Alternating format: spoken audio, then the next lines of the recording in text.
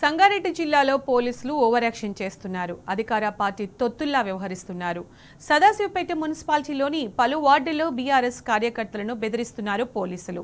కాంగ్రెస్ నేతల ఒత్తిడితో బీఆర్ఎస్ కార్యకర్తలను బైండోవర్ల పేరిట అరెస్టులు చేస్తున్నారు.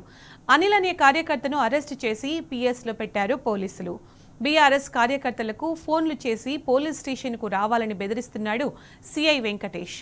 అటు అనిల్ అరెస్టును నిరసిస్తూ సదాశివపేట పోలీస్ స్టేషన్ ముందు బీఆర్ఎస్ నాయకులు కార్యకర్తలు బైఠాయించారు. అక్రమంగా అరెస్టు చేసిన బీఆర్ఎస్ కార్యకర్తను వెంటనే విడుదల చేయాలని ఎమ్మెల్యే చింతా ప్రభాకర్ డిమాండ్ చేశారు. అనిల్ను విడుదల చేసే వరకు పోలీస్ స్టేషన్ నుండి వెళ్లేది లేదని తేల్చి చెప్పారు. బీఆర్ఎస్ కార్యకర్తల అక్రమ అరెస్టులో బైండోవర్లు వెంటనే ఆపాలని డిమాండ్ చేశారు. సదాశివపేట మున్సిపాలిటీలో ఓటమి తప్పదని తెలుసుకున్న కాంగ్రెస్ నాయకులు పోలీసులను ఉసిగొలుపుతున్నారు. బీఆర్ఎస్ పార్టీ నాయకులను కార్యకర్తలను బెదిరిస్తూ అక్రమ అరెస్టులు చేస్తున్నారు.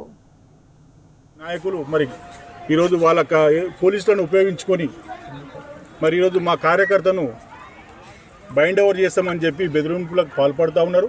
మేము దీన్ని తీవ్రంగా ఖండిస్తూ ఉన్నాం.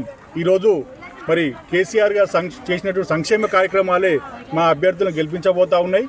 మీరు మరి అనేక ప్రగల్భాలు పలికి 6 గ్యారంటీలు అని చెప్పి ఏది నెరవేర్చకపోవడం వల్ల మరి కాంగ్రెస్ పార్టీ మీద ప్రజలు చాలా అసంతృప్తిగా ఉన్నారు. మీకు ఓట్లు వేయడానికి సిద్ధంగా లేరు పబ్లిక్. దాన్ని దృష్టిలో పెట్టుకొని మా కార్యకర్తలను మేము దౌర్జన్యాలకు గురి చేస్తాము, మరి పోలీసులను పెట్టి బెదిరిస్తామంటే ఊరుకునే లేదు. మేము కూడా 10 ఏళ్ల పాటు ప్రభుత్వం చేసినాము, అనేక ఎలక్షన్లు చేసినాము. ఎక్కడ కూడా ఇట్లాంటి చర్యలకు మేము పాల్పడలేదు.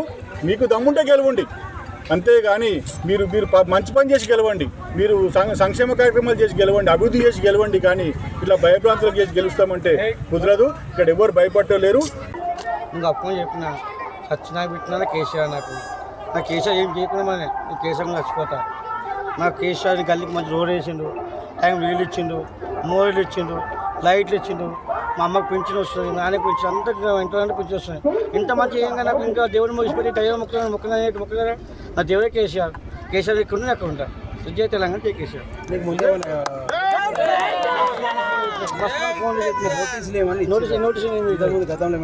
ఏం కేసులు ఏమన్నా తెలియదు సార్.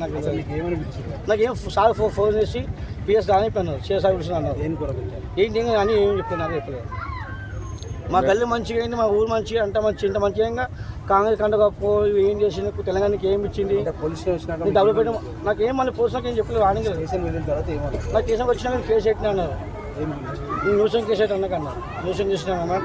ఏమన్నా రాజకీయం దౌర్జన్యం చేస్తున్నట్ట, వార్నింగ్ ఇస్తున్నాను అన్నారు.